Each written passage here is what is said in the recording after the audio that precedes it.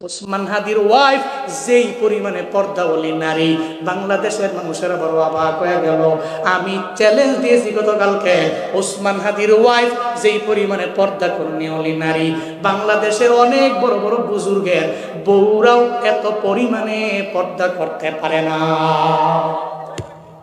ওসমান হাদি তো দামি, স্বামী নামে কথা বললে আলোচনায় আসবে, আবার সিম্পেথি গ্রহণ করতে পারবে।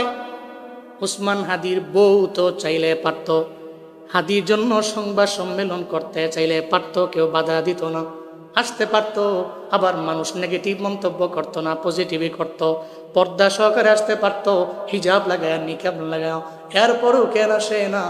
কারণ জানে রে, সবার আগে আমার আল্লাহ, সবার আগে আমার পর্দা, সবার আগে আমার হিজাব, সবার আগে আমার নিকাব। এই জন্যই তো আল্লাহ পাক হাদির দামও বাড়াইয়া দিল।